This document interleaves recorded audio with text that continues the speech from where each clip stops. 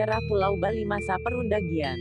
Dalam masa Neolitik manusia bertempat tinggal tetap dalam kelompok-kelompok serta mengatur kehidupannya menurut kebutuhan yang dipusatkan kepada menghasilkan bahan makanan sendiri, pertanian dan peternakan. Pada masa bertempat tinggal tetap ini, manusia berdaya upaya meningkatkan kegiatan-kegiatannya guna mencapai hasil yang sebesar-besarnya dalam memenuhi kebutuhan hidupnya.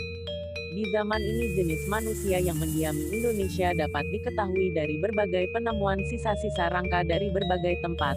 Yang terpenting di antaranya adalah temuan-temuan dari Anyar Lor, Banten, Puger, Jawa Timur, Gilimanuk, Bali, dan Melolo, Sumbawa. Dari temuan kerangka yang banyak jumlahnya menunjukkan ciri-ciri manusia. Sedangkan penemuan di Gilimanuk dengan jumlah kerangka yang ditemukan 100 buah menunjukkan ciri mongoloid yang kuat seperti terlihat pada gigi dan muka. Pada rangka manusia Gilimanuk terlihat penyakit gigi dan encok yang banyak menyerang manusia ketika itu. Berdasarkan bukti-bukti yang telah ditemukan dapat diketahui bahwa dalam masyarakat Bali pada masa perundagian telah berkembang tradisi penguburan dengan cara-cara tertentu. Adapun cara penguburan yang pertama ialah dengan mempergunakan peti mayat atau sarkofagus yang dibuat dari batu padas yang lunak atau yang keras.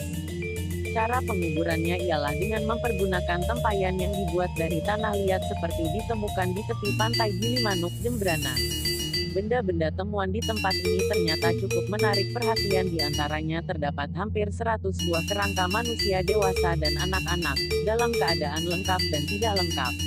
Tradisi penguburan dengan tempayan ditemukan juga di Anyar, Banten, Sabang, Sulawesi Selatan, Selayar, Rote dan Melolo, Sumba.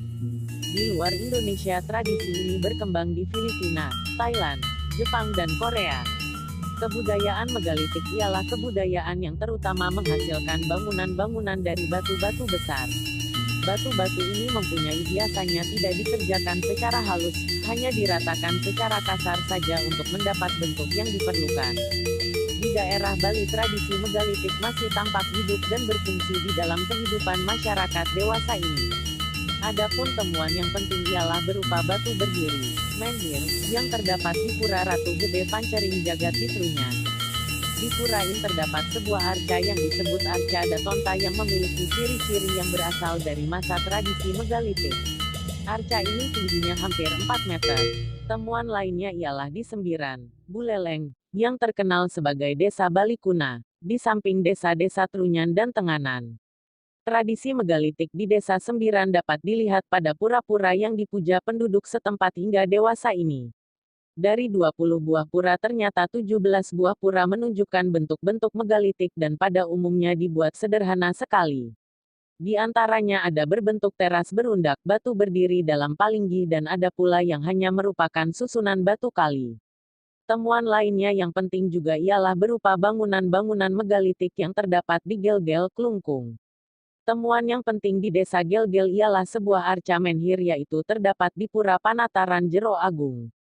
Arca menhir ini dibuat dari batu dengan penonjolan kelamin wanita yang mengandung nilai-nilai keagamaan yang penting yaitu sebagai lambang kesuburan yang dapat memberi kehidupan kepada masyarakat.